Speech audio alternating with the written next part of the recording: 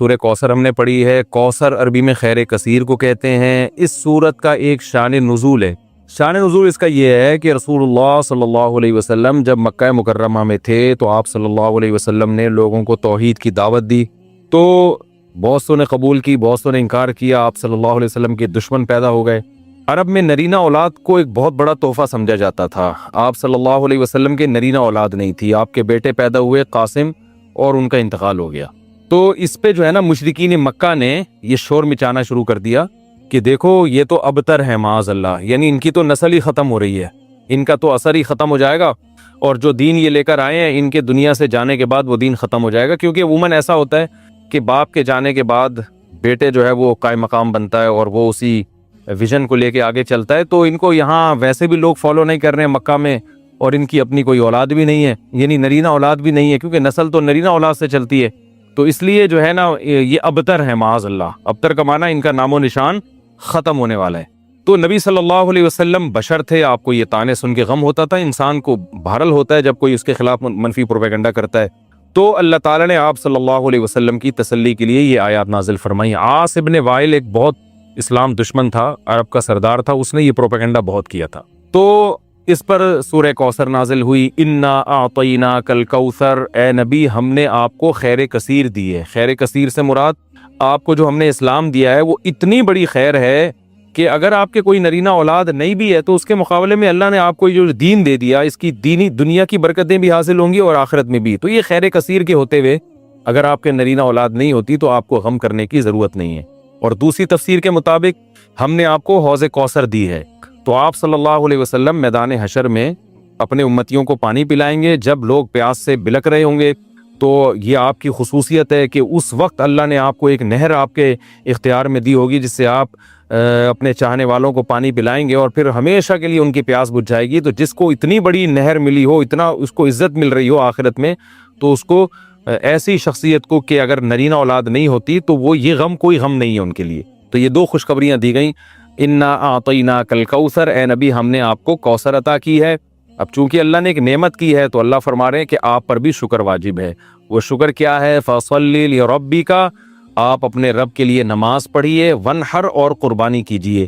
دو کام آپ کریں گے، نماز اور قربانی، تو اس کا صلہ اللہ آپ کو کیا عطا فرمائے گا؟ ان شانئک ھو الابتر، آپ کا دشمن آپ کو تانے دے رہا ہے کہ آپ ابتر ہیں، آپ کی نسل ختم ہونے والی ہے، تو ہم آپ کو یہ خوشخبری دے رہے ہیں کہ آپ دین پر مضبوطی سے قائم رہیے، آپ کے دشمن کی نسل ختم ہونے والی ہے۔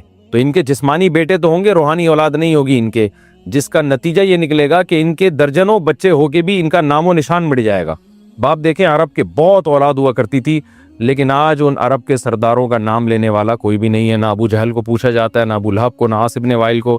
تاریخ میں ان کا تذکرہ ایک برے عنوان سے، برے نام سے کیا جاتا ہے، کوئی ان کو عزت دینے والا نہیں۔ حتیٰ کہ ان کی اولادیں بھی آگے جا کے مسلمان ہو گئیں، انہوں نے بھی اپنے باپ دادا کا ذکر چھوڑ دیا۔ تو یہ اس صورت میں اللہ تعالیٰ کا ارشاد ہے۔ اچھا، اب اس میں جو کچھ علمی باتیں ہیں، نمبر ایک کہ اللہ تعالیٰ نے جب بھی کسی پر کوئی انعام کیا ہو، احسان کیا ہو، تو اللہ تعالیٰ چاہتے ہیں کہ اس کا تم شکر ادا کرو۔ تو اسی وجہ سے آپ صلی اللہ علیہ وسلم کو اس صورت میں خطاب کیا گیا کہ ہم نے آپ کو جب کوثر عطا کی ہے تو آپ اللہ کے بندے ہیں، لہٰذا آپ پر بھی اللہ کا شکر ادا کرنا واجب ہے۔ پہلی بات تو یہ پتہ چلی۔ دوسری بات یہ پتہ چلی کہ شکر ادا کرنے کا طریقہ ہمیشہ سے وہی ہوگا جو اس صورت میں بیان کیا ہے، ایک نماز اور ایک قربانی۔ نماز ہمیشہ یاد رکھیں کہ لیبل ہے جسمانی عبادت کا، اور قربانی لیبل ہے مالی عبادت کا، کیونکہ جب آپ جانور، عرب میں اونٹ جو ہے نا یہ بہت قیمتی مال تھا، تو اتنے قیمتی مال کو کاٹ دینا یہ بہت بڑی قربانی سمجھی جاتی تھی۔ تو مطلب کیا ہے کہ آپ نے اللہ کو راضی کرنے کے لیے اپنے جسم کو بھی کھپانا ہے جیسے کہ نماز میں کھپایا جاتا ہے، اور اپنے مال کو بھی قربان کرنا ہے جیسے کہ قربانی میں کیا جاتا ہے۔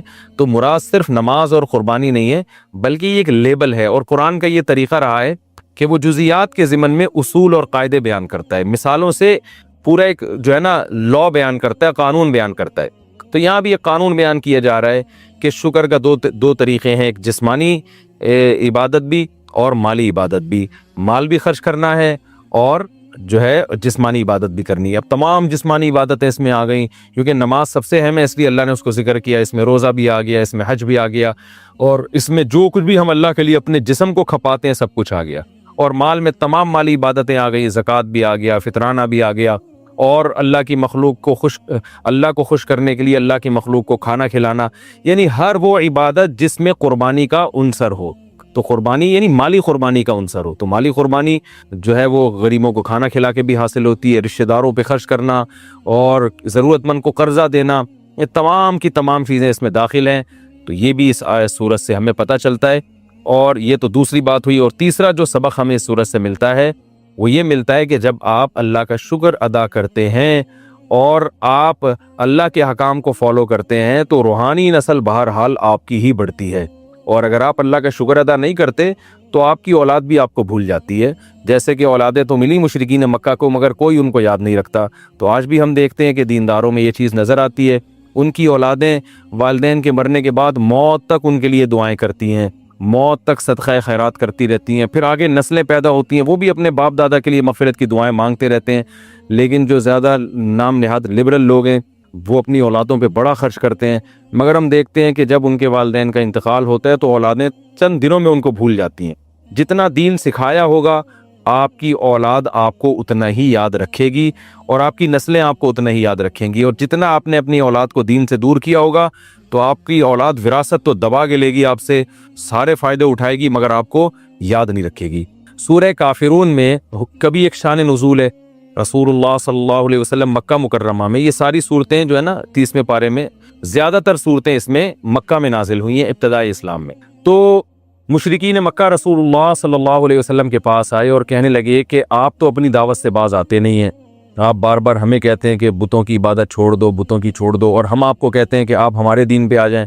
تو ایسا کرتے ہیں، کوئی کمپرومائز کا راستہ اختیار کر لیتے ہیں، تو آپ ہمارے بتوں کی عبادت کر لیا کریں کبھی کبھار، اور ہم کبھی کبھار آپ کے اللہ کی عبادت کر لیا کریں گے، تو اس طرح جوڑ کے چلیں گے، ہمارے والے معبود بھی خوش ہو جائیں گے اور آپ کا اللہ بھی خوش ہو جائے گا۔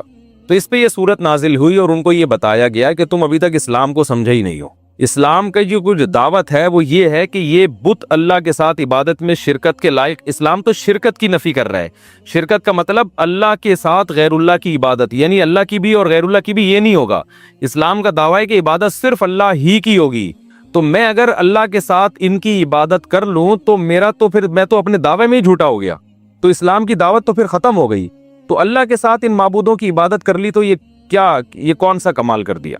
تو یہ توحید جو ہے نا، عقیدہ توحید، یہ اس سورت کا جسے کہتے ہیں نا سینٹرل آئیڈیا، یہ سورت کا جو اصل پیغام ہے وہ یہ ہے کہ اے نبی آپ ان کو دو ٹوک الفاظ میں واضح لفظوں میں بتا دیں کہ تم جن معبودوں کی عبادت کر رہے ہو مجھ سے اس کی امید مت رکھو کہ میں عبادت کروں گا، اور تمہاری ہٹ دھرمی دیکھ کے پتہ چل رہا ہے کہ تم نے بھی میرے معبود کی عبادت نہیں کرنی ہے، اور ویسے بھی اگر تم ان معبودوں کی عبادت کر کے میرے معبود کی عبادت کرو گے بھی، اللہ کی عبادت، تو اللہ اس عبادت کو قبول نہیں کرے گا، لہذا وہ عبادت کرنا نہ کرنا برابر ہے، تو اللہ کی نظر میں تم عبادت نہ کرنے والے ہی کہلاؤ گے۔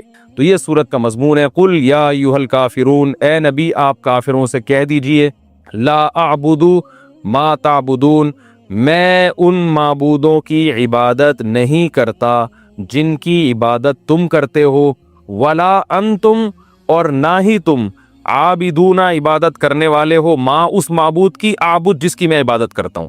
اب سوال پیدا ہوتا ہے وہ تو تیار تھے عبادت کرنے کے لیے، تو نبی ان سے یہ کیوں کہہ رہے ہیں کہ تم بھی اس کی عبادت کرنے والے نہیں ہو جس کی میں عبادت کر رہا ہوں؟ وہ نبی اس لیے کہہ رہے تھے کہ تم اپنے نظریے کے مطابق اگر میرے معبود کی عبادت کر بھی لو تو اللہ کی نظر میں تم اللہ کی عبادت کرنے والے کہلاؤ گے ہی نہیں، کیونکہ اللہ اس عبادت کو مانتا ہی نہیں ہے جس میں اللہ کے ساتھ کسی کو شریک کیا جائے۔ اس لیے بتا دیا کہ تم بھی میرے معبود کی عبادت کرنے والے نہیں ہو۔ تم اس خوش فہمی میں نہ رہو کہ تم ادھر بتوں کی بھی عبادت کرو گے اور اللہ کی بھی عبادت کرو گے تو کچھ دین حق کا حصہ تمہیں بھی مل جائے گا اور کچھ اللہ تمہیں کچھ نواز دے گا اس پہ، تو اس خوش فہمی میں مبتلا مت رہو۔ ولا انتم عابدون ما اعبد، تم کون سا عبادت کرنے والے ہو اس معبود کی جس کی میں عبادت کرتا ہوں، تو وہ عبادت تمہاری ہونا نہ ہونا برابر ہے۔ تو جیسے تم اپنے ہٹ دھرمی پہ قائم ہو اور شرک کر رہے ہو اور تم اللہ کی عبادت نہ کرنے والے شمار ہو رہے ہو، تو ایسے بھائی ہم بھی پھر اپنے دین پر مضبوط ہیں، ہم بھی تمہارے معبودوں کی عبادت نہیں کریں گے۔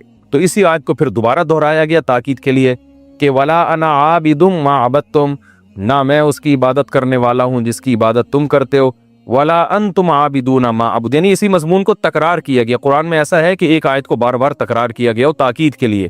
جیسے ہم کسی کو بات سمجھاتے ہیں نا تو ایک دفعہ کہتے ہیں، پھر 2 دفعہ کہتے ہیں، پھر 3 دفعہ کہتے ہیں، تو یہ عرب کا ایک دستور تھا، اس طرح سے بات کو سمجھایا کرتے تھے۔ قرآن میں اس کی بہت مثالیں ملتی ہیں۔ تو اللہ نے فرمایا کہ آپ ان سے کہہ دیجئے کہ تم بھی اس کی عبادت نہیں کرتے جس کی میں عبادت کرتا ہوں، اور ولا انا عابد ما عبدتم، اور نہ میں اس کی عبادت کروں گا جس کی تم عبادت کرتے ہو۔ تو نہ فی الحال ایسا ممکن ہے، نہ مستقبل میں ایسا ممکن ہے۔ لکم دینکم ولی دین، تمہارے لیے تمہارا دین اور میرے لیے میرا دین۔ اس آیت کا یہ مطلب نہیں ہے کہ ان کو اجازت دی جا رہی ہے کہ تم اپنے دین پر عمل کرو، میں اپنے دین پر۔ اس کو کہتے ہیں متارکت، کہ جب کوئی ہٹ دھرم ہو اور بات نہ مان رہا ہو تو جان چھڑانے کے لیے اس کو یہ کہا جا سکتا ہے کہ بھائی تم اپنے دین کو فالو کرو، ہم اپنے دین کو فالو کرتے ہیں۔ مطلب یہ کہ تم اپنا دین نہیں چھوڑ سکتے تو کم از کم ہمیں تنگ مت کرو، ہم سے امید مت رکھو کہ ہم اپنا دین چھوڑ دیں گے۔ تو یہ تو اس صورت کی جو بیسک تفسیر تھی وہ میں نے بیان کی ہے۔ اس صورت میں جو علمی نکات ہیں، سب سے پہلا نکتہ یہ ہے کہ بعض لوگ آج کہتے ہیں کافر کو بھی کافر کہنے کی اسلام میں اجازت نہیں ہے۔ تو اگر اجازت نہ ہوتی تو اللہ یوں کہتے قل یا ایھا الکافرون، اے نبی، اے کافرو۔ جناب پروفیسر غامدی صاحب آج کل یہ نعرہ لگا رہے ہیں کہ ہم کون ہوتے ہیں ٹھیکیدار کسی کو ہم کافر کہیں، لہذا قادیانی کو آپ کافر نہیں کہہ سکتے۔ یعنی وہ کافر ہیں تو صحیح، لیکن آپ ان کو کہہ نہیں سکتے کیونکہ ہم کوئی ٹھیکیدار نہیں ہیں۔ تو بے شک ہم ٹھیکیدار نہیں ہیں، لیکن اللہ تو کہہ سکتا ہے نا۔ جب اللہ نے کسی کو کافر کہہ دیا تو اللہ نے تو جب کہہ دیا کافر تو پھر تو مہر لگ گئی نا کہ یہ کافر ہے۔ تو اللہ اس کے رسول صلی اللہ علیہ وسلم نے ہمیں بتایا ہے کہ کن چیزوں سے ایمان ختم ہو جاتا ہے، انسان اسلام سے خارج ہو جاتا ہے، اور کن چیزوں سے انسان اسلام میں باقی رہتا ہے۔ تو جب اللہ اس کے رسول نے بتا دیا تو معیار ہمارے پاس آ گیا، اس معیار میں ہم ڈھال کے لوگوں کو چیک کر سکتے ہیں۔ اگر کوئی اس معیار پہ پورا نہیں اترتا تو اللہ اس کے رسول کے کہنے ہی سے وہ کافر ہے۔ تو جب کافر ہے تو اس کو کافر کہنا بھی جائز ہے۔ یہ عجیب منطق ہے کہ جس کو اللہ اس کے رسول نے کافر قرار دیا ہو وہ کافر مانے تو ہم، لیکن پابندی ہے، کہہ نہیں سکتے ہم۔ یہ ایسے ہی ہے جیسے ایک آدمی کو کہہ دیا کہ یہ بیمار ہے، ڈاکٹروں نے آپ کو بتا بھی دیا کہ ثبوت بھی دے دیے کہ بھئی اس کا وائرس پازیٹیو آیا ہے اور سب کچھ بتا دیا، آپ نے کہا ڈاکٹر کہہ رہے ہیں کہ یہ بیمار ہے، لیکن ہمیں گورنمنٹ نے ہمیں اس کو بیمار کہنے پر پابندی لگائی ہے۔ تو بھائی، اور ہم ٹھیکیدار نہیں ہیں کہ ہم کسی کو بیمار کہیں، بھائی ہم نہیں ہیں، لیکن ڈاکٹر کا تو یہ رائٹ ہے نا کہ وہ چیک کر کے بتائے۔ تو کافر قرار دینا یہ اللہ اس کے رسول کو اتھارٹی ہے۔ تو جس کو اللہ اس کے رسول نے کافر قرار دے دیا ہو اس کو کافر کہنے پر کوئی گناہ نہیں ہے۔ ہاں، مصلحتاً کوئی کافر نہ کہے، اس لیے کہ دین کے جب آپ کسی کو قریب کرنا چاہتے ہیں تو آپ ایسے الفاظ استعمال کرتے ہیں جس سے وہ قریب ہو۔ جیسے قرآن نے اہل کتاب کو اہل کتاب کہا، کیونکہ اہل کتاب کے لفظ میں ایک قسم کی عزت ہے، تو جب آپ اس کو عزت دیں گے تو وہ دین کے قریب آئے گا۔ تو اس نیت سے اگر کوئی وقتی طور پر کسی کافر کو کافر نہیں کہتا تو اس میں کوئی حرج نہیں ہے دین کے قریب لانے کے لیے۔ لیکن علی الاطلاق پابندی لگا دینا کہ قادیانیوں کو کافر نہیں کہا جائے گا اور فلاں کو کافر نہیں کہا جائے گا، تو وہ جو کافر ہے وہ تو کافر ہی کہا جائے گا اس کو۔ تو یہ خامخواہ کی افلاطونی اور ایک عجیب سی منطق ہے۔ تو قرآن نے بھی کافر کہا اور نبی کو بھی کہا کہ اے نبی آپ یوں کہہ دیے اے کافر ہو۔ کافر کا معنی انکار کرنے والا، اے انکار کرنے والو، اے اللہ اس کے رسول کا انکار کرنے والو۔ تو لا اعبد ما تعبدون، جس کی تم عبادت کرتے ہو میں اس کی عبادت نہیں کر سکتا۔ تو پہلا علمی نقطہ کیا پتا چلا کہ کسی کافر کو کافر کہہ سکتے ہیں بشرطے کہ مصلحت کے خلاف نہ ہو۔ دوسرا علمی نقطہ ہمیں یہ پتا چلا کہ جب آپ کسی کو بھی دین کی دعوت کی طرف لے کر آئیں تو ایک حد تک محنت کریں، اور جب آپ نا امید ہو جائیں اسباب کی دنیا میں تو پھر آپ برات کا اعلان کر دیں۔ یعنی یہ ہر کافر کے بارے میں نہیں ہے، یہ سورت تو ان کافروں کے بارے میں نازل ہوئی نا جو ہر دھرم تھے، ضدی تھے، ایمان لانے کے لیے کسی قیمت پہ تیار ہی نہیں تھے۔ تو ایک اسٹیپ ایسا آتا ہے کہ اس میں آپ کو یہ کہنے کی اجازت ہے کہ بھئی ہم تم سے بری ہیں، لکم دینکم ولی دین، تمہارے لیے تمہارا دین اور ہمارے لیے ہمارا دین، کیونکہ اب ہمیں تمہارے انداز سے اور تمہارے عمل سے پتہ چل گیا، ایک اندازہ ہو گیا کہ تم ہمارے دین کو فالو کرنے والے نہیں ہو۔ تو اب ایسی صورت میں بجائے اس کے کہ آپ دوبارہ پھر ان سے چپکے رہیں، اس کا نقصان یہ ہوتا ہے کہ برے ماحول کا آپ پہ بھی اثر پڑتا ہے، تو ان سے کنارہ کشی اختیار کر لی جائے۔ بھائی اگر آپ کو اسلام سمجھ میں نہیں آ رہا تو جیسے آپ جو سمجھ میں آ رہا ہے پھر اس پر کرو، اللہ آخرت میں خود ہی فیصلہ کر دے گا۔ تو چونکہ یاد رکھو اس صورت کا یہ مطلب ہرگز نہیں ہے کہ لکم دینکم ولی دین، کیونکہ میرا ایک عیسائی سے مناظرہ ہو رہا تھا، مناظرہ تو نہیں بحث ہو رہی تھی، تو عیسائی نے کہا آپ کے تو قرآن میں خود لکھا ہوا ہے لکم دینکم ولی دین، مسلمانوں کے لیے اسلام ہے اور ہمارے لیے ہمارا دین، تو ہمارے لیے عیسائیت ہے، تو ہمیں عیسائیت پہ ہی اللہ بخش دے گا۔ میں نے کہا اس آیت کا یہ مطلب نہیں ہے بھائی، اس آیت کا مطلب یہ ہے کہ تم نے بات تو ماننی نہیں ہے، تو دنیا میں ہم تم سے برات کا اعلان کرتے ہیں اور ہم تم کو چھیڑیں گے نہیں. تم اگر اسی دین کو فالو کرتے ہو تو کرتے رہو, اللہ خود ہی قیامت میں حشر جو ہے نا وہ تمہارا کر دے گا اور اللہ خود ہی انتقام لے لے گا. کیونکہ القرآن یفسر بعضہ بعضا, قرآن کی ایک آیت دوسری آیت کی تفسیر کرتی ہے. دوسرے مقام پہ اللہ نے فرمایا ان الدین عند اللہ الاسلام, دین اللہ کی نظر میں صرف اسلام ہے. اور ایک اور جگہ فرمایا وَمَن يَبْتَغِي غَيْرَ الْإِسْلَامِ دِينًا فَلَن يُقْبَلَ مِنْهُ, جو اسلام کے علاوہ کسی اور مذہب کو فالو کرے گا ہرگز قیامت کے دن قبول نہیں کیا جائے گا. وَهُوَ فِي الْآخِرَةِ مِنَ الْخَاسِرِينَ, اور وہ آخرت میں خسارے والوں میں سے ہوگا. تو اللہ جب ایک جگہ واضح لفظوں میں فرما رہے ہیں کہ اسلام کے علاوہ کوئی دین قابل قبول نہیں ہے, تو اللہ کیسے پرمیشن دے سکتے ہیں لکم دینکم کہ تم جس دین کو فالو کرتے رہو؟ تو کوئی فالو کرنے کی اجازت نہیں ہے. صرف بتانا ہی مقصد ہے کہ تم اگر ہماری بات نہیں مانتے تو دنیا میں تم اسی دین کو فالو کرو, ہم زبردستی اپنا دین تم پر مسلط نہیں کریں گے, ہم زبردستی تم سے بحث مباحثہ کر کے تمہیں زبردستی لانے کی کوشش نہیں کریں گے. یہ مطلب ہے. اور اسی مفہوم کی آیت سورہ آل عمران میں لا اکراہ فی الدین, دین میں زبردستی نہیں ہے. قد تبین الرشد من الغی, زبردستی نہ ہونے کی اللہ نے وجہ بھی بیان کر دی کہ صحیح راستہ, رشد والا راستہ وہ غی یعنی گمراہی والے راستے سے بالکل واضح ہے. یعنی اللہ نے صحیح جو راستہ ہے نا وہ دودھ کا دودھ پانی کا پانی, اس طرح سے اللہ نے سب کے سامنے واضح کر دیا ہے. تو جب اللہ نے اسلام کو اتنا واضح کر دیا, ہدایت کے راستے کو اتنا واضح کر دیا, تو زبردستی لانے کی اب ضرورت نہیں ہے. کیونکہ جو زبردستی آئے گا وہ چلے گا تھوڑی زبردستی, وہ حجت تمام ہو چکی ہے, سب کو پتہ چل گیا ہے کہ صحیح کیا ہے اور غلط کیا ہے. تو یہ تمام آیتوں کو آپ ملاتے ہیں تو صاف پتہ چلتا ہے کہ لکم دینکم ولی دین کا یہ مطلب ہرگز نہیں ہے کہ تم اپنے دین کو فالو کرو, تمہیں اجازت ہے. نہ نہ نہ, دنیا میں اجازت ہے, آخرت میں سزا ملے گی. اور تیسرا نقطہ اس آیت سے ہمیں یہ بھی پتہ چلتا ہے کہ کسی کو زبردستی مسلمان نہیں بنایا جا سکتا. دو میں نے علمی نقطے بیان کر دیے نا. پہلا کہ کافر کو کافر کہنا جائز ہے. دوسرا کیا ہے کہ جب آپ کو نا امید ہو جائیں کسی کی دعوت پہ تو اس پہ ٹائم ضائع کرنے کے بجائے کسی اور کام میں انسان کو کسی اور کو دعوت دینی چاہیے. بعض لوگ ایک ہی آدمی کے پیچھے پڑے رہتے ہیں, ایک ہی فرقے کے پیچھے پڑے رہتے ہیں ساری زندگی. اور بھائی نہیں صحیح آ رہا تو اپنی صلاحیتوں کو کسی اور جگہ خرچ کرو. بہت سے لوگ ایسے ہیں جن میں ہدایت کا جذبہ ہے, تو ان پہ اپنی صلاحیتوں کو خرچ کرو, وہ ہدایت لے آئیں گے. تو ہر دھرم لوگوں کو چھوڑ دینا چاہیے. تو یہ دوسرا نقطہ ہوا. تیسرا علمی نقطہ کیا ہوا کہ ایک انتہا کے بعد تیسرا علمی نقطہ یہ ہوا کہ لکم دینکم ولی دین میں اللہ تعالیٰ نے یہ ہمیں بتا دیا کہ آپ اپنا دین زبردستی کسی پہ مسلط نہیں کر سکتے. تو اسلام میں ایسا ہی ہے کہ کوئی اگر اسلام میں داخل نہ ہونا چاہے تو کہیں تلوار کا استعمال کی اجازت نہیں دی گئی ہے کہ لازمی اس کو واپس دین کی جو ہے نا اسلام میں داخل کیا جائے. البتہ کوئی مسلمان ہو پہلے سے اور وہ اسلام کو چھوڑ دے تو پھر حکومت کے لیے جائز نہیں ہے کہ اس کو اس غیر اسلام پہ باقی رہنے دے, کیونکہ اس کو پھر محاربہ سمجھا گیا ہے, اعلان جنگ سمجھا گیا ہے. کیونکہ اس نے اسلام کے محاسن اپنی آنکھوں سے دیکھے, اس کا عذر پھر چھوٹا نہیں ہے. کیونکہ اس طرح اگر لوگ جائیں گے تو پھر یہ اس سے جو ہے نا اسلام کو شدید نقصان پہنچتا ہے. تو اسلام میں داخل ہونے کے لیے راستہ کھلا ہوا ہے, داخل ہونے کے بعد واپسی کا آپشن اسلام نے نہیں رکھا. تو آپ سوچ سمجھ کے آئیں, نہ آئیں کوئی مسئلہ نہیں, آخرت میں اللہ آپ سے خود ہی انتقام لے گا. لیکن آ گئے ریورس نہیں ہو سکتے, اس کی اسلام نے آپ کو اجازت نہیں دی ہے. دیکھو ہمیں اللہ نے پیدا کیا اپنی عبادت کے لیے, اپنی غلامی کے لیے. مجھے راضی کرنا ہے تو اللہ کو راضی کرنے کے جتنے کام ہیں نا سارے کرنے پڑیں گے. ان کاموں میں دنیا کمانا بھی ہے, دل لگانے پر پابندی ہے, کمانے پر پابندی نہیں ہے. نہیں آئی بات سمجھ؟ دل لگانے میں اور کام کرنے میں فرق کیا ہے؟ اب سوال پیدا ہوتا ہے جب دل ہی لگے گا تو کمائیں گے کیسے؟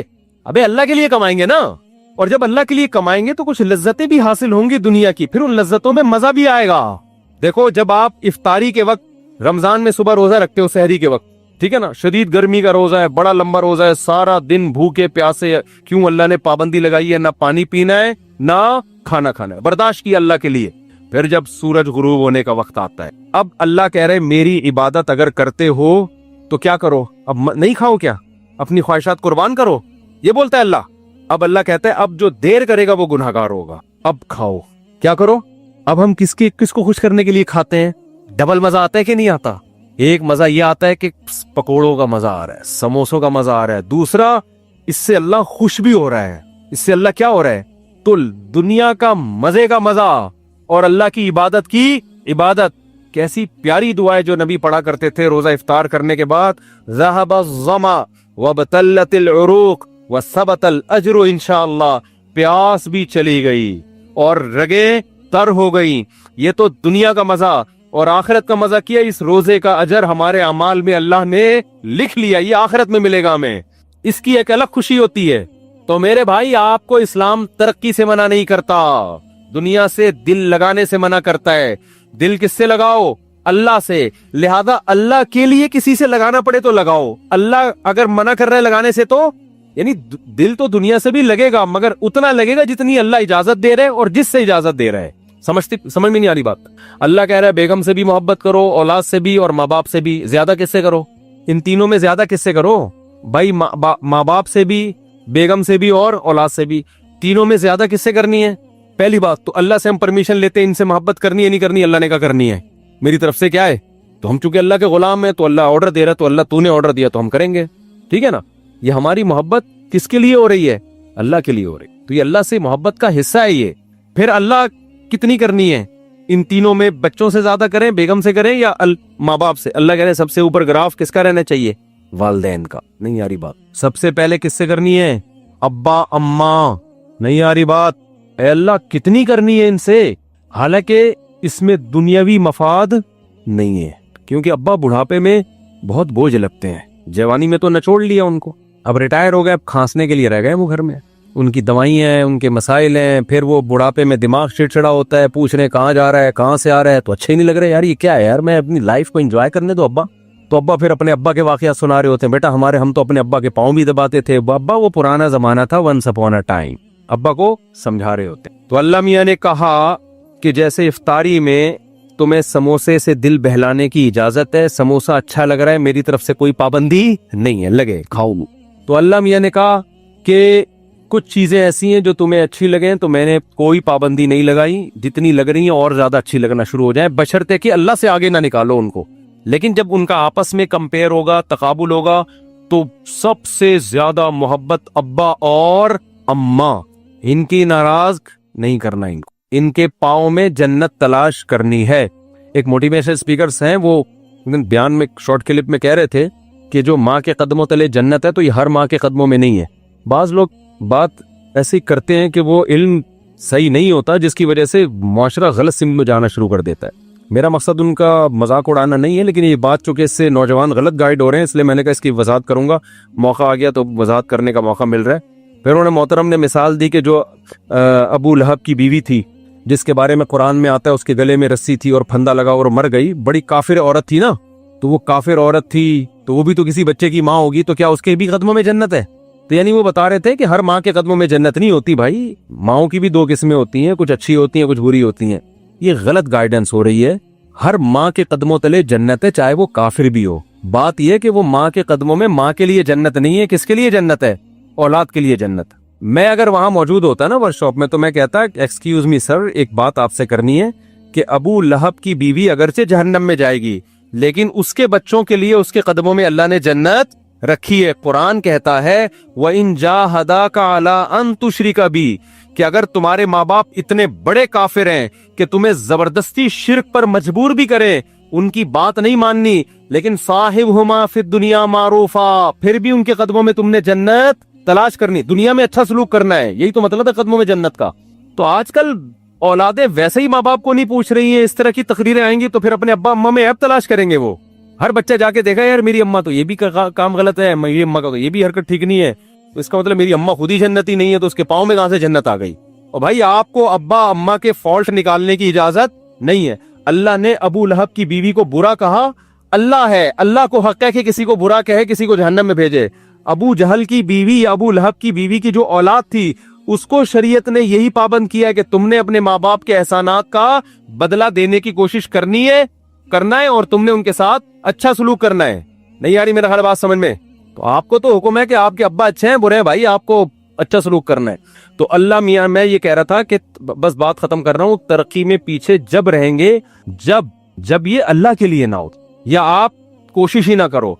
अल्लाह ने हुक्म दिया है कि सारे काम करने हैं किसको राजी करने के लिए? अल्लाह को। उससे पता है क्या होगा? ये तरक्की की स्पीड गैर मुस्लिमों से भी ज्यादा तेज हो जाएगी, क्योंकि जो काम अल्लाह के लिए किया जाता है ना, उसमें जान बहुत होती है, क्योंकि उसका अजर कौन देगा?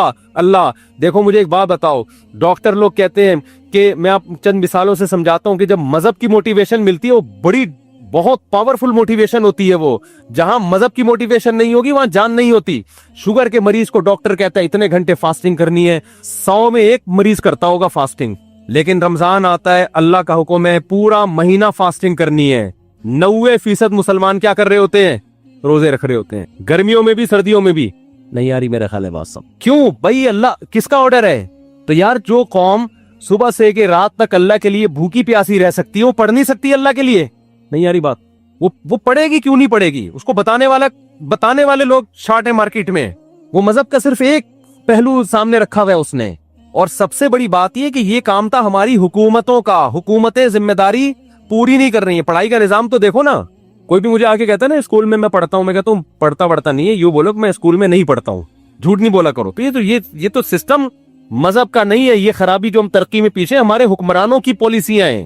ورنہ میں KP گیا ہوں نا, وہاں دین اور مذہب زیادہ ہے. وہاں ایجوکیشن کے ریشو پورے پاکستان میں سب سے زیادہ ہے. پورے پاکستان میں KP کی جتنی آبادی ہے نا اس کے لحاظ سے لٹریسی ریشو KP میں پنجاب اور کراچی کی نسبت زیادہ. کیوں؟ وہاں دین اور مذہب کیا ہے؟ زیادہ ہے. دین اور مذہب زیادہ ہونے کی وجہ سے جو اخلاقی برائیاں ان کا ریشو کیا ہے؟ کم ہے. جب اخلاقی برائیاں کم ہوتی ہیں تو آپ اپنے ہدف کو فوکس کرتے ہو. تو اس لیے اللہ آپ کو ترقی سے منع نہیں کر رہا. المومن القوی خیر من المومن الضعیف. حدیث میں آتا ہے طاقتور مومن اللہ کو کمزور مومن سے زیادہ محبوب ہے. تو طاقت میں جسمانی طاقت بھی ہے, طاقت میں ایجوکیشن کی طاقت بھی ہے, طاقت میں دولت کی طاقت بھی ہے, طاقت میں ٹیکنالوجی کی طاقت بھی ہے. لیکن یہ تمام طاقتیں کس کے لیے ہوں گی؟ اللہ کے لیے ہوں گی. جب اللہ کے لیے ہوں گی تو دل اللہ سے لگے گا, ان طاقتوں سے نہیں لگے گا. لہذا کسی کو یہ طاقت مل گئی ٹھیک ہے, نہیں ملی تو کیا سوچے گا؟ بھائی میرا مقصد تھا اللہ کو راضی کرنا, وہ کیا ہو گیا ہے؟ برا ہو گیا ہے. پھر گھر بھی بنا لے, پراپرٹی بھی خرید لے, مرے گا تو کوئی بات نہیں یار, ہم نے تو اللہ کو خوش کرنے کے لیے بچوں کے لیے بنائی تھی. مر گئے تو کیا ہو گیا؟ ابے لوگ کہہ رہے ہوتے ہیں نا بیچارے نے اتنی محنت سے کروڑوں روپے کا گھر بنایا, بیچارے کو رہنا نصیب نہیں ہوا, اتنا کیوں طرز کھا رہے ہو؟ رہ بھی لیتا تو کتنے دن رہ لیتا. یوں بولا کرو بیچارے نے اللہ کو راضی کرنے کے لیے گھر بنایا, رہنا نصیب ہو یا نہ ہو اللہ راضی ہو گیا, کیونکہ اس نے اپنے بچوں کا سوچا تھا. نہیں یاری بات سمجھ لیں تو کیا بیچارہ کہاں سے ہو گیا؟ جس کے لیے بنایا تو وہ خوش ہے نا. ایک صاحب کی بچے کی جاب لگی ملٹی نیشنل کمپنی میں, پہلا دن تھا اس کا انا للہ ہو گیا بیچارے کا نا کرنٹ لگنے سے. اب ماں رو رہی, ہائے میرا بچہ آج پہلا دن تھا. میں نے کہا بھائی اگر آخرت کے لیے یہ کام کیا ہے نا تو کامیاب ہو گیا, آخرت کے لیے نہیں کیا تو آج نہیں تو کل بہرحال اس نے مرنا تھا. کتنے دن زندہ رہ لیتا ہے انسان. تو مسلمان کیا سوچتا ہے ہر چیز میں. تو ہم تو آپ کو زیادہ, ہم تو کہہ رہے ہیں اپنی صحت بنانا یہ مذہب کا حکم ہے. دیکھو آپ کہتے ہیں نا آخری بات, بار بار آخری کر کے سچی مچی کی آخری, مجھے سب کر لوں آخری بات. دیکھو ہم کیا کہتے ہیں, علماء کیا کہتے ہیں, میری کیا اوقات, شریعت کیا کہتی ہے. شریعت کیا کہتی ہے؟ ویلیو بتاتی ہے صحت کی 2% کی نہیں ہے. جو بیمار ہے وہ بھی کہاں جائیں گے؟ جنت میں. ایوب علیہ السلام کی ساری زندگی صحت میں گزری, بیماری میں گزری, کہاں جائیں گے؟ جنت میں. ان کے تو مقامات ہی بیماری کی وجہ سے ہوئے. غیر مسلم کہے گا نہیں بیمار آدمی کیا ہے؟ ناکام. ہم کہتے ہیں ناکام ہے تو ایوب علیہ السلام تو کامیاب ہی بیماری کی وجہ سے ہوئے. لیکن کیا اس کا یہ مطلب ہے کہ میں بھی بیمار ہو جاؤں؟ اب کوئی غیر مسلم سنے گا تو کہے گا ان کے ہاں بیماروں کی بڑی ویلیو ہے تو ان کو چاہیے خود سب بیمار ہو جائیں. نا نا نا نا نا, یہ بات سمجھے. یہ بیماری کس کی طرف سے تھی؟ اللہ کی. انہوں نے کوشش کی صحت مند ہونے کی. حکم یہ ہے کہ صحت بنانے کی کوشش کرو, مگر صحت سے دل مت لگاؤ. بنانے کی کوشش کے باوجود نہ بنے تو ٹینشن مت لو. اللہ تمہیں بیمار رکھ کے ہی خوش ہوگا, راضی ہوگا. کیوں؟ بیماری میں صبر کرو گے, اللہ چاہتا ہے تمہارے درجات صبر کے ذریعے بلند ہوں. کرنے سارے کامیابی کے راستے کو اختیار کرنا ہے, لیکن راضی اس پہ رہنا ہے جو کون چاہے گا؟ اللہ. پیسہ کمانے کی کوشش کریں, نہیں آتا ٹینشن نہیں لینی ہے. ریڈی لگائیں ٹماٹر کی, بولے اللہ میرے ٹماٹر پہ کیا ہے؟ خوش ہے, میں اسی میں خوش ہوں. ہمارا مسئلہ سارا یہ ہے کہ ہم زمین پہ باپ بن گئے ہیں. آپ کہتے ہیں میری ارننگ اتنی ہونی چاہیے, میرا بحریہ ٹاؤن میں پلاٹ کیوں نہیں ہے؟ ہونا چاہیے. میں کرائے کے گھر پہ کیوں رہ رہا ہوں؟ میرا ذاتی گھر ہونا چاہیے. اللہ کہتے ہیں نہیں چاہیے. ایوب علیہ السلام چاہتے تھے کہ میری صحت اچھی ہو جائے. انہوں نے کہا اللہ مجھے صحت دے دے. اللہ نے کہا بھی نہیں ملے گی. انہوں نے کہا ٹھیک ہے اسی میں راضی ہوں میں. صحیح ہے نا, جب اللہ اسی میں خوش ہے تو ٹھیک ہے, میں کیا کر, اسی میں راضی ہوں میں. اللہ نے آپ کا سارا اہل و عیال آپ سے چھین لیا, موت دے دی سب کو. ان کو چاہیے تھے اہل و عیال بچے, اللہ نے کہا نہیں دوں گا. انہوں نے کہا ٹھیک ہے میں اسی پہ خوش ہوں. پھر جب دیکھا اللہ نے ہر طرح سے ایوب علیہ السلام کو آزمایا, آخر میں دیکھا کہ ان کی زبان سے ساری زندگی ناشکری کا ایک جملہ نہیں نکلا. تو بعضوں کو اللہ دنیا میں نعمتیں لوٹا دیتا ہے, بعضوں کو آخرت میں. ایوب علیہ السلام کا چونکہ واقعہ قرآن میں بیان کرنا تھا, اللہ نے دنیا میں, اللہ نے ان کو صحت بھی دی. انہوں نے کہا اللہ تو نے مجھے صحت دی ہے, مجھے میری آل اولاد بھی واپس چاہیے. اللہ نے سب کو زندگی دی, آپ کا پورا خاندان آباد کر دیا. اور اس بیماری کی حالت میں ٹڈیاں گری سونے کی ایوب علیہ السلام کے اوپر. بخاری کی حدیث ہے, جب ایوب علیہ السلام کو صحت ملی نا تو ٹڈیاں سونے کی, حالانکہ دولت ویسے ہی مل چکی تھی ایوب علیہ السلام کو, تو وہ ٹڈیاں جمع کر رہے ہیں سونے کی. تو اللہ نے کہا کہ اے ایوب, کیا میں نے تجھے مستغنی نہیں, اتنا پیسہ دے دیا تجھے, اب تو یہ سونے کی کیوں جمع کر رہا ہے؟ تو ایوب علیہ السلام نے کیا کہا, اے اللہ میں تیری رحمت سے مستغنی نہیں ہوں. بات آ رہی ہے سمجھ میں, کہ جب تو دے رہا ہے تو پھر میں لوں گا, پھر میں نہیں کہوں گا کہ مجھے نہیں چاہیے. جب تو نہیں دے رہا تھا تو میں اسی میں انجوائے کر رہا تھا, خوش تھا میں اس میں, صبر کر رہا تھا. انجوائے کا مطلب صبر کر رہا تھا, میں راضی تھا. جب تو دے رہا ہے تو پھر تو لیں گے نا. لوگ پتہ ہے مولویوں سے یہ تصور رکھتے ہیں کہ غریب بھی یہ رہے, پیسہ آئے تو بھی ٹکرے مارے گا, نہیں چاہیے وہ, سارے پکوڑے سموسے ہم ہی کھائیں. یہ مولوی لوگ رکشے میں ہی جائیں, W11 میں لٹک لٹک کے جائیں. تو بھائی اگر کسی مولانا کے پاس پیسہ ہے یا گاڑی ہے, وہ تو ضروری نہیں جس کے پاس گاڑی ہو پیسہ بھی ہو, یہ جس کی 4 بیویاں ہو پیسہ بھی ہو, یہ ضروری نہیں ہے. ہمارے نبی کی 9 بیویاں تھیں, پیسہ نہیں تھا. علماء کو تو ویسے ہی لوگ گاڑی میں بٹھا کے لے جا رہے ہوتے ہیں. اور اگر آ بھی گیا ہے پیسہ تو بھائی جب آ رہا ہے تو پھر تھوڑی ہے کہ لات مارو اس کو, پھر تو آنے دو, اللہ کی نعمت ہے. اگر آپ افطاری کے لیے بیٹھے ہو اور سموسے پکوڑے آ جائیں, آپ کہیں نہیں میں نہیں کھاؤں گا, تو اللہ خوش ہوگا؟ اللہ کہے گا جب تک میں نہیں کھانے سے خوش تھا تو اس وقت تو نہیں کھانا تھا, اب میں نہیں کھانے سے کوئی خوش نہیں ہوں. غروب آفتاب ہو گیا, اب تم یہ ٹینشن لے کے تمہیں کوئی ثواب نہیں ملے گا. تبھی تو ہمارے نبی جلدی کھایا کرتے تھے. اور عید الفطر والے دن ہمارے نبی عید الفطر کی نماز سے پہلے کھایا کرتے تھے, یہ بتانے کے لیے کہ آج ہمارا روزہ نہیں ہے, آج ہم کھائیں گے صبح, کیونکہ اللہ نے پابندی ہٹا لی ہے تو ہم کھائیں گے اب. تو اس لیے میرے بھائی جب آ رہا ہے تو پھر آنے دو, دل پھر بھی نہ لگاؤ, نہ اس وقت لگاؤ نہ اس وقت, جب آ رہا ہے تو پھر اللہ کی نعمت سمجھ کے. تو ایوب علیہ السلام کو اللہ نے ان کا اہل و عیال بھی دے دیا, اللہ نے ان کو دولت بھی دے دی, اور یہی ان کی آزمائش تھی جس پر اللہ نے ان کا ذکر قرآن میں, نعم العبد, کیا خوب بندہ تھا ہمارا. تو اس لیے میرے بھائی صحت کی بھی کوشش کرو. ایک بیماری اللہ کی طرف سے ہوتی ہے, ایک کس کی طرف سے ہوتی ہے, آپ کی حرکتوں کی طرف وجہ سے. جو حرکتوں کی طرف وجہ سے آپ کو ترقی نہیں مل رہی نا, اس پہ اللہ راضی نہیں. نہ ہمارے یہاں سائنٹسٹ پیدا ہو رہے ہیں, نہ ہمارے اچھے ڈاکٹر پیدا ہو رہے ہیں, نہ ہمارے اچھے انجینئر پیدا ہو رہے ہیں, اور ہم کہیں مسلمان چونکہ ایکچولی آخرت سے دل لگا بیٹھا ہے نا, ایکچولی اس وجہ سے ہم ترقی نہیں. تو بھائی تم پوستی ہونے کی وجہ سے ترقی نہیں کر رہے ہو, کرپٹ ہونے کی وجہ سے, سست ہونے کی وجہ سے ترقی نہیں کر رہے ہو. اس ترقی کو یہ نہیں کہیں گے کہ دنیا سے دل نہیں لگایا ہوا, یہ دنیا سے دل لگانے کی وجہ سے نہیں ہو رہی, کیونکہ صبح اٹھتا ہے اپنی مرضی سے, دل لگایا ہوا ہے کہ سارے مزے میں ابھی اڑا لوں, گٹکے میں ٹائم گزار رہا ہے, چھٹے لگا رہا ہے, گٹروں کے ڈھکنوں پہ رات بھر بیٹھا ہوا ہے, تو صبح یونیورسٹی کہاں جائے گا؟ آئی بات سمجھ میں؟ تو اب ہم نے ترقی غیر مسلموں سے زیادہ کرنی ہے, کیونکہ ہمارے پیچھے مذہب کی موٹیویشن ہے. سلمہ ابن اقوا رضی اللہ عنہ گھوڑے سے تیز دوڑتے تھے. کیوں دوڑتے تھے؟ پیغمبر کی حدیث سنی ہوئی تھی کہ طاقتور مومن اللہ کو زیادہ محبوب ہے کمزور مومن سے. آج جتنا نیک ہوگا نا, اسپیڈ اتنی ہی سلو ہوتی چلی جائے گی. جب حضرت جی بنے گا پھر تو اٹھائے نہیں, پولیس آئے گی اٹھانے کے لیے, بہت نیک ہیں یہ, وہ تو چلو اللہ کی طرف سے. جوان کیونکہ نیک بہت ہے, پولیس آ رہی ہے, حضرت اٹھے یار خدا کا واسطہ, اٹھائی نہیں جا رہا, نیک بہت ہے, اتنے نیک ہیں کہ چلا ہی نہیں جاتا حضرت سے. یہ نیک کو, یہ تو اللہ کی طرف سے اگر ایسی بیماری ہے پھر تو یقیناً نیک ہے. لیکن حضرت آپ اپنی خوراک پہ غور کریں, آپ کو دھماکے سے پھٹ جانا چاہیے تھا جو آپ کھا رہے ہیں. صبح اتنے پراٹھے, دوپہر پھر یہ, پھر رات کو دیر سے کھا کے حضرت سو جاتے ہیں, پھر صبح اٹھتے ہیں پھر اتفاق سے سو جاتے ہیں, پھر دوپہر اگر کوئی کام ہوا تو کر لیا, نہیں تو پھر سو گئے. اور لیبل یہ لگایا جاتا ہے حضرت کے دل میں دنیا سے بالکل بھی محبت ہی نہیں. یہ جو حضرت فلانے کو ہینڈسم ہونے کا شوق ہے, جاگنگ کرتا ہے, بھاگتا ہے, اصل میں دنیا کی لالچ. تو میرے بھائی وہ مطلب نہیں ہے, صحیح ہے نا.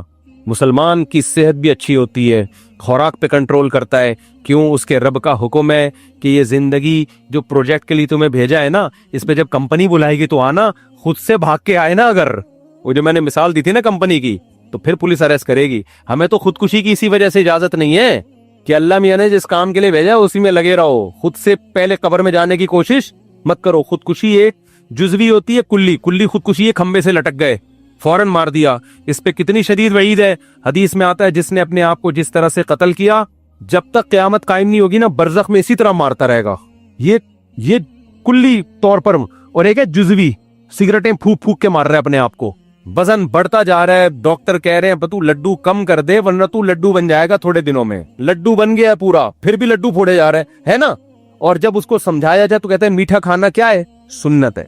फिर तीजे का खाना, 40वें का खाना, शबे बारात का खाना, 12 रबीउल अव्वल का खाना, मुहर्रम के खाने, हमारे नबी से इस किस्म का कोई खाना खाना साबित नहीं है। सिर्फ एक खाना नबी ने खिलाया, वो है वलीमा। बस शादी जब भी की खाना की, इसके अलावा कोई दावत नहीं है। ये इसलिए रखी ताकि इसको करें लोग, आई बस अप्रिशिएट करें इसको। एक खाना आप, हदीस में आता है वलीमा पैगंबरों की सुन्नत है, ये बताने के लिए हमने बहुत अच्छा काम किया है, इस पे दावत होगी। क्योंकि लोग इसको अच्छा नहीं समझ रहे होते ना, लोग कह रहे हैं पता नहीं क्या बेवकूफ आदमी अभी से शादी कर आके बैठ गया। तो इस्लाम ने कहा करो, पहली शादी में भी वलीमा, दूसरी में भी, तीसरी में भी, चौथी में भी, ये बताने के लिए कि तुम्हें तकलीफ हो रही है, मुझे बहुत खुशी हो रही है। हाँ तभी तो है वलीमा, बहुत पहली दफा कोई ढंग का काम किया मैंने। तो अब इससे 4 शादियां भी आ गई। दुनिया जब दिल लगाने के 4 शादियां किसके लिए करनी है, अल्लाह की, पैगंबरों की सुन्नत है। नस्ल बढ़ाना किसकी सुन्नत है, पैगंबरों की, हम इसलिए कर रहे हैं। अब उसमें अगर मजा भी आ रहा है तो आने दो यार, जब इफ्तारी में भी तो मजा आता है ना। अब आप इफ्तारी, कोई गैर मुस्लिम आए बोले तू ये समोसे क्यों खा रहा है इफ्तारी में, आप बोले अल्लाह का हुक्म है, अबे तेरे तो मजा आ रहा है इसलिए खा रहा है तू, तो आप क्या जवाब में दोगे, भाई जब अल्लाह को मुझे ये देख के मजा आ रहा है कि मुझे मजा आ रहा है तो आने दो ना, अल्लाह भी खुश है मैं भी खुश हूँ, क्या है तुझे क्या तकलीफ हो रही है, क्या ख्याल है। 1 घंटा पहले खाता तो मजा तो आता, लेकिन अल्लाह खुश नहीं होता। तो अल्लाह को इसमें मजा आ रहा है, अल्लाह भी खुश है, अल्लाह ही तो कह रहा है खाओ ना, खाओ, अल्लाह तो हम खा रहे हैं, मजा भी आ रहा है, अल्लाह भी खुश हो रहा है। तो इसी तरह शादियों में अल्लाह ने कहा मजा भी आएगा और अल्लाह भी क्या होगा, खुश होगा, क्योंकि इस मजे से ये चाहता है अल्लाह की ये मजा तुम करो। लेकिन अगर गर्लफ्रेंड रखी, बदनजरी की, इंटरनेट पर फुहश फिल्में देखी, मजा तो आएगा मगर क़यामत में ये मजा किरकिरा, क्योंकि अल्लाह को गुस्सा बहुत आएगा इस पे। हलाल में मजा भी है और अल्लाह की रिजा भी है। मैं जब दूसरी कर रहा था ना, लोग कह रहे थे अबे सुन्नत का लेबल लगाया हुआ है, असल में तो मजे उड़ाने का शौक है। तो मैंने कहा मजे उड़ाने का शौक तो तुम्हें भी होना चाहिए, क्या ख्याल है, किसको नहीं है दुनिया में। लोग गुटके खा रहे हैं, छुट्टे लगा रहे हैं मजे के लिए, तो तुम भी कर लो। मैं तो कर इसलिए, मैंने कहा यार जब अल्लाह को खुशी हो रही है कि अगर मुझे मजा आ रहा है तो अल्लाह को खुशी हो रही है, तो मैं क्यों नहीं करूँ एक काम भाई। वैसे आता वाता नहीं है, ये दिमाग में रख लेना, हकीकत बता रहा हूँ मैं। क्योंकि अभी कल एक बंदे का पर्चा, चंद दिन पहले एक बंदे की पर्ची आई कि मैंने दूसरी की है, मुझे बिल्कुल भी मजा नहीं आ रहा। मुझे उसका हासिल लिया था, क्योंकि मेरी बीवी धमकी दे रही है, घर आई ना उल्टा लटका के मारूंगी तुझे मैं, साले अलग डंडे वंडे लेके चल रहे हैं। लेकिन अगर आ भी जाए तो भाई इस पे अल्लाह को कोई गजब नहीं है, अल्लाह इस पे क्या है, खुश है। क्यों, इस पे बहुत सारी बरकतें होती हैं। आप एक औरत को बचा लेते हो बुराई से, आप खुद बुराई से बचते हो, आपको औलाद मिलती है, आबादी बढ़ती है, इससे मुल्क में जवानों का रेशो क्या होगा, ज्यादा, बूढ़ों का रेशो जवानों के मुकाबले में कम, खाने वाले कम, कमाने वाले ज्यादा। तभी तो यूरोप चाहता है एक एक बच्चे पे 20-20 लाख रुपए इनाम दे रहा है वो, पाकिस्तानी एतबार से, कि पैदा करो। उनको पता है कि यार हमारे पास सब कुछ है, नस्ल ही नहीं है, लिहाजा हम वैसे ही खत्म हो रहे हैं, और हमारे पास कुछ भी नहीं है, एक नस्ल ही है। अगर ये भी खत्म कर दी ना तो ना नस्ल होगी ना टेक्नोलॉजी होगी, मैं एवं ही खत्म हो जाएंगे हम, ठीक है ना। तो दोनों चीजें साथ साथ चलाओ, बच्चों भी पैदा करो, पढ़ाओ भी, तरबियत भी करो उनकी। तो खैर इसलिए भाई शादियां भी हैं इस्लाम में, और इस्लाम तो जल्दी शादी का हुक्म देता है, औरतों के घर बसते हैं इससे। तो मैं नौजवानों से कहता हूँ ना फिल्में देखो, ना लड़कियों से दोस्तियां लगाओ, क्या करो भाई, निकाह करो। और आखिरी बात, बिल्कुल वाकई सच्ची मुच्ची की आखिरी बात, अब मैं बिल्कुल काइंडली बैठ गया, आखिरी सच्ची मुच्ची की आखिर। देखो ये तो मैंने आपको वो बातें बता दी जो इस्लाम में आपको हुक्म दिया गया है, और इसमें हमारी दुनिया का भी फायदा है। कुछ बातें ऐसी हैं कि इस्लाम लेकिन यहां से शुरू नहीं होता कि तरक्की ही करनी है, ये भी एक हिस्सा है। शुरू पता है कहां से होता है इस्लाम, सबसे पहले मुसलमान को अल्लाह का बंदा बनाने के लिए, कलमा तौहीद पढ़वाने के लिए इस्लाम जो सबसे पहला अमल आपसे करवाता है ना, ताकि आप ये साबित करें कि मैं अल्लाह का बंदा हूं, वो सबसे पहला अमल है 5 टाइम मस्जिद में जमात के साथ नमाज पढ़ना। समझ में आ रही है बात, 5 टाइम मस्जिद में जमात के साथ नमाज। जो ये नहीं पढ़ता वो तरक्की करते करते चांद पे पहुंच जाए। अल्लाह कहता है कि तूने जो बेसिक हुक्म था वही अदा नहीं किया, तो अब तेरी इस तरक्की से मुझे कोई वास्ता नहीं है। इस्लाम में रोजे से ज्यादा, ज़कात से ज्यादा, हज से ज्यादा, हर हुक्म से ज्यादा किसकी अहमियत है, नमाज की। वाहिद हुक्म है जिसके बारे में बाज अइम्मा की ये राय है कि नमाज जानकर छोड़ देने वाला इस्लाम से खारिज हो जाता है। तो जितने लोग यहाँ बैठे हुए हैं ना, फजर में भी इतने ही बोलो होने चाहिए। शुरू तो यहां से होगा ना, ये डायरेक्ट साइंसदान बन जाओगे, बनना तो वैसे भी नहीं है, यहाँ सिस्टम ही नहीं है यहाँ साए, जो बनते हैं वो वैसे ही बाहर चले जाते हैं, यहाँ रहते ही नहीं है। तो इब्तदा कहाँ से करनी है? पहले ये तो साबित करो, ऐ अल्लाह हम तेरे बंदे हैं। तो ये साबित करने के लिए सिर्फ समोसे नहीं खाने इफ्तारी के टाइम पे बैठ गए, या 4 शादियां नहीं है। सबसे पहले क्या है? नमाज है। सबसे पहले क्या है? तो जितने लोग यहाँ मकामी बैठे हुए हैं, हाथ उठा के वादा करे कल फजर की जमात कितने बजे? यहाँ पे 6:25 पे, तो 6:15 बजे कम से कम 10 मिनट पहले आए ना। जितने लोग यहाँ बैठे हुए हैं अभी वादा करें कि सब 6:15 पे यहाँ मस्जिद में मौजूद होंगे। जितने महल्ले के लोग हैं तो हाथ उठा के वादा करें अभी, और उसकी प्लानिंग रात को करके सोना है। अब आप कह सकते हैं जी जज़ाकल्लाह, अब आप कह सकते हैं सुबह उठाएगा कौन?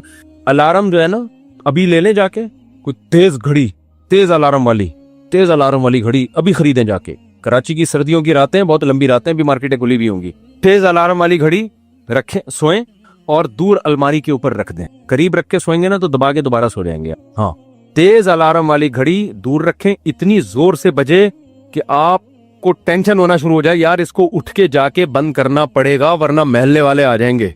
ऐसी घड़ी हो, दूर रखें उसको। होता ही है कि जब आदमी गहरी नींद में होता है फिर कहता है यार बयान तो मुफ्ती साहब ने किया था, फजर की अहमियत भी बहुत बयान की थी, अल्लाह की बंदगी के लिए हम दुनिया में आए हैं, कंपनी ने प्रोजेक्ट दिया था, ये दिया था, वो बड़े जबरदस्त, वो घोड़े से दौड़ना चाहिए, ये करना चाहिए, समोसे भी खाने चाहिए, सब चीजें अटरम पटरम ना आ रही होंगी, अमल जीरो होगा। तो शुरू कहाँ से करना है भाई? नमाज से। फिर जब गहरी नींद होगी आदमी कहेगा कल से इंशाअल्लाह मैं फजर की नमाज शुरू करूंगा, और वो कल क़यामत तक नहीं आएगी। गहरी नींद में यही आ रहा होता है। तो आपने क्या करना है? दूर रखना है। उससे जब आप उठ के जाएंगे ना उसको बंद करने के लिए, तो आधी नींद आपकी गायब हो चुकी होगी। उसके बाद आपने क्या करना है? शैतान कहेगा अबे मस्जिद के तू पूरा ही एक दिन से ही मौलवी बन जाएगा क्या? तू इतना नेक बन जाएगा? अभी आहिस्ता आहिस्ता यार, अभी तो हम ईशा से शुरू करेंगे। तो आपने शैतान को क्या कहना है? ये मैं बिल्कुल सही नुस्खा बता रहा हूँ आपको। ने शैतान को कहना है मैं सिर्फ वॉशरूम से फारिग होके आ रहा हूँ, नमाज पढ़ने मस्जिद में नहीं जाऊंगा। जब वॉशरूम से फारिग हो जाएंगे आप, थोड़ी नींद और ज्यादा गायब हो जाएगी। फिर शैतान कहेगा अब सो जा। आप कहेंगे ठहरो रुको जरा। फिर आपने क्या करना है? आपने शैतान से कहना है सिर्फ मैं वुजू कर लूं फिर मैं सो जाऊं। ये हदीस का मफहूम पेश कर रहा हूं मैं। शैतान 3 गिरें लगाता है, जब इंसान उठता है एक गिरा खुलती है। तो हदीस में आता है जैसे जैसे ये अमल करता चला जाएगा ना गिरा, यहां तक कि जब वुजू कर लेगा ना, तो आपने फरमाया 3 गिरे, अब शैतान का जोर नहीं चलेगा। अब आदमी कहेगा यार इतनी कुर्बानी दे के वुजू कर लिया है, अब जाओ फजर की नमाज। और खुदा की कसम फजर पढ़ेंगे, मजा ना आए पैसे वापस। जितना लुत्फ अल्लाह ने फजर की जमात में रखा है ना, इतना किसी नमाज में नहीं रखा। आप कहेंगे आज तो हटो बच्चों हो गया यार, समोसे में वो मजा नहीं आया जो फजर पढ़ने में आया। इतना कितने अच्छे काम से इब्तिदा होती है यार दिन की। गैर मुस्लिम इस नेमत से महरूम है। वो सुबह उठते ही ऐसी ऑफिस चले जाते हैं, बस अपनी पैंट पहनी और चले गए ऑफिस। हमारा अल्लाह ने कितना प्यारा निजाम रख। वुजू का अपना मजा है, ऐसे वुजू करता है, दांत साफ करता है, चेहरा धोता है, मसा करता है, पाँव धोता है, उसके बाद मस्जिद में आता है। कैसा सुकून का माहौल। सुबह सुबह लड़े भी नहीं रहे होते लोग, बातें भी नहीं कर रहे होते, सब तमीज से बैठे हुए होते, नींद हुई भी होती है ना सबकी, ऐसा ना कोई गिबत हो रही होती है, सब आराम से। इमाम को पीछे मुड़मुड़ के भी नहीं देख रहे होते कब आ रहा है कि नहीं आ रहा। जोहर में आधा मिनट इमाम लेट हो जाए ना, सब मुड़मुड़ के टेंशन होती है। फजर में मैंने देखा थोड़ा लेट भी हो जाओ ना, लोग आराम से बैठे हो, सुकून में होते हैं ना, नींद पूरी होगी, डिप्रेशन नहीं होती। जोहर में देखेंगे पता नहीं इधर रह गया क्या हो गया, फिर उधर से बातें अभी कहाँ रह गए इमाम, तो टेंशन होती है। तो आके बैठेंगे, फिर इमाम के पीछे अल्लाह के सामने हाथ बांध के खड़े होंगे, रुकू करेंगे, सजदा करेंगे, सुभान रब्बियल आला, सुभान रब्बियल आला, तिलावत सुनेंगे, सलाम फेरेंगे, हटो बच्चे हो जाएगा। फिर पोस्तियों की तरह जाके दोबारा सो जाए, उठेंगे फिर वही कह रहा। ना सोए तो अच्छा है, लेकिन चलो नमाज तो पढ़ ली ना, दिन की इब्तिदा तो अच्छी हो गई, तो करेंगे। और जिसने फजर पढ़ ली ना जमात से, तो बाकी नमाज में जमात से पढ़ाने की उसको तरगीब देने की जरूरत, बाकी उसका बाप भी पढ़ेगा इंशाअल्लाह। वो कहेगा यार जब मुश्किल काम कर लिया, दिन की इब्तिदा अच्छे काम से हुई, तो फिर बाकी भी अच्छा हो जाए। अल्लाह हमें समझने की, अमल की तौफीक अता फरमाए। वो मैंने कहा था कि दवा बताऊं, ये वक्त हो गया, चलो फिर कभी बता दो। मैं हकीम नहीं हूं, कुछ चीजें बड़ी जबरदस्त हैं, आप लोग खाया करें। कुछ हकीमों की ना कुछ दवाएं सदियों से चली आ रही हैं। जिन लोगों को नजला रहता है ना, नजला, ये हकीम लोग इसकी तस्दीक करेंगे। हकीमों में 2 नंबर बहुत है, ये जहन में रखना। ऐसा ना हो किसी हकीम के पास जब तक तहकीक ना हो नहीं जाया करो। हकीम जो उल्लू बनाता है ना, वो बहुत ही टाइट बनाता है। तो हकीम रिलायबल होना चाहिए।